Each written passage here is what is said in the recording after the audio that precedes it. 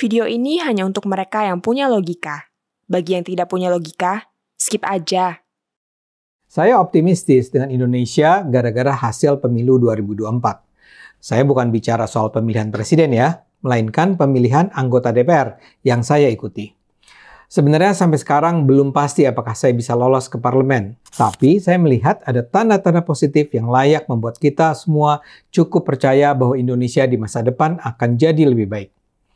Sebagian dari Anda mungkin menganggap saya berlebihan ya, tapi terus terang, saya melihat rakyat Indonesia tidak sebodoh seperti yang sering dituduhkan. Selama ini Anda kan sering dengar soal serangan fajar dalam pemilu. Serangan fajar itu adalah istilah buat kelakuan bagi-bagi uang pada warga di pagi hari sebelum pencoblosan agar memilih salah satu caleg. Dan ini memang terjadi, walau saya tidak pernah menyaksikannya secara langsung. Tapi pada saat yang sama, saya juga melihat bahwa ada banyak juga warga masyarakat yang memilih karena gagasan, karena harapan, bukan karena uang. Saya gunakan diri saya sebagai contoh ya. Sejak sebelum saya maju jadi caleg PSI, saya sudah diingatkan banyak orang. Kata mereka, saya itu harus punya dana miliaran rupiah, atau belasan miliar, atau puluhan miliar rupiah untuk bisa lolos ke DPR. Uang dalam jumlah miliaran rupiah itu tidak diperlukan untuk sekedar kampanye. Yang lebih penting adalah bagi-bagi duit pada masyarakat tadi. Tarifnya saya tidak tahu pasti, tapi dari yang saya dengar, kalau di Jakarta, uang suap yang dibagi per warga adalah sekitar 100.000 sampai 200.000 rupiah. Karena itu kalau Anda berusaha memperoleh 10.000 suara pemilih, Anda harus keluarkan dana sekitar 10 miliar sampai 20 miliar. Di luar Jakarta mungkin tarifnya lebih rendah. Tapi itu baru uang suap pada masyarakat, belum pengeluaran kampanye lain. Dan itu baru untuk meraih 10.000 suara. Untuk bisa menang di DPR, angka 10.000 itu jauh dari mencukupi. Karena itulah kalau misalnya ingin merebut misalnya 40.000 suara, ya dibutuhkan 40 miliar rupiah. Orang yang bilang bahwa setiap caleg harus siapkan dana raksasa menganggap tidak ada pilihan lain. Ada kepercayaan bahwa masyarakat, terutama di kalangan akar rumput, hanya mau memilih seorang caleg kalau mereka tahu akan dapat imbalan menarik. Kalau cuma gagasan sih, mana laku, kata mereka. Tapi pengalaman saya menunjukkan hal yang berbeda. Saya tidak menjalankan aksi bagi-bagi uang. Ada 3 alasan mengapa saya tidak melakukannya. Pertama, saya tidak punya uang. Kedua, PSI melarang setiap kadernya bagi-bagi uang. Ketiga, saya percaya aksi itu dilarang oleh Tuhan. Jadi saya terpaksa berkonsentrasi pada bentuk kampanye tanpa bagi-bagi uang. Saya berusaha mempromosikan diri dengan beragam cara, tapi tidak dengan menyuap rakyat. Dalam hal ini saya bersyukur saya memperoleh bantuan dari sejumlah pengusaha yang bersimpati pada niat saya menjadi anggota DPR. Mereka bilang mereka suka dengan semangat saya dan PSI melawan korupsi dan intoleransi. Nah, bantuan mereka difokuskan pada pembelian alat peraga kampanye seperti spanduk, baliho, billboard, kalender, kaos, dan semacamnya. Di luar itu, saya turun ke sejumlah lokasi di daerah pemilihan untuk bertemu warga.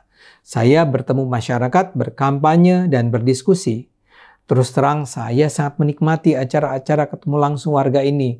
Sayangnya, itu tidak banyak saya lakukan karena saya diingatkan untuk tidak sering turun lapangan mengingat 2 tahun yang lalu saya dikeroyok belasan pria tidak dikenal ketika sedang membuat reportase demonstrasi mahasiswa di depan gedung DPR.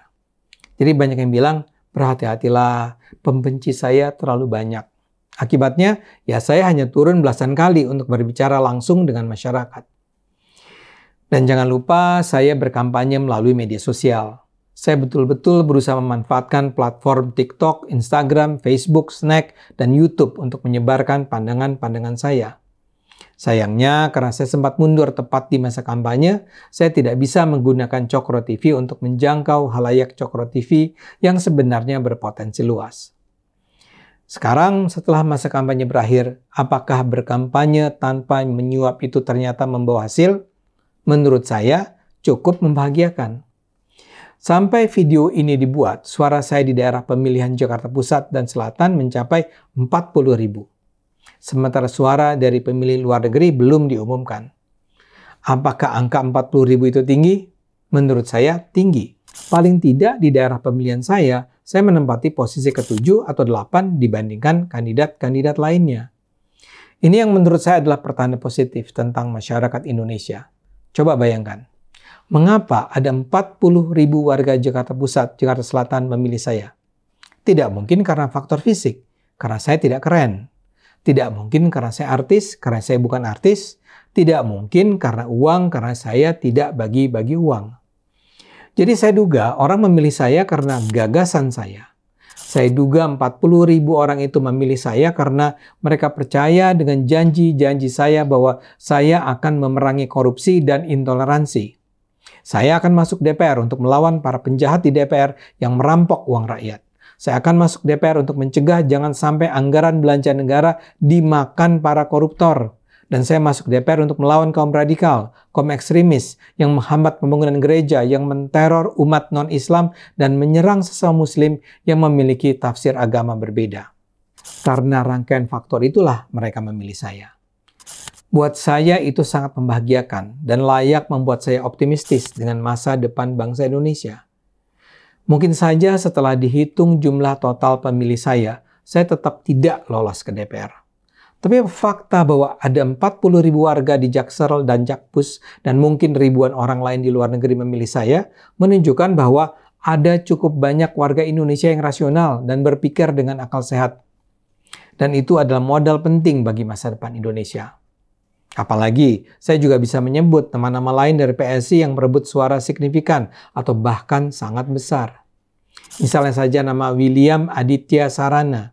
Dia adalah anggota PSI yang maju sebagai caleg DPRD daerah pemilihan Jakarta Barat.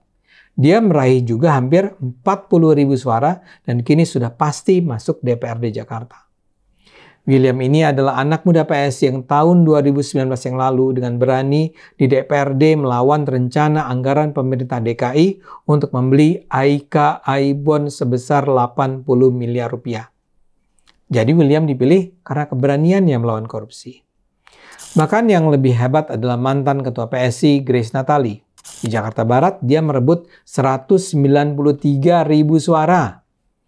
Grace adalah politisi PSI yang secara konsisten memperjuangkan hak minoritas dan melawan korupsi. Jadi seperti saya katakan, saya optimistis dengan hasil pemilu 2024.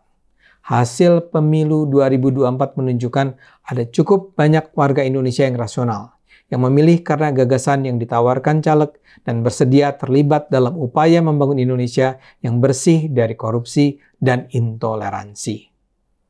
Mari kita gunakan akal sehat, karena hanya dengan akal sehat Indonesia akan selamat.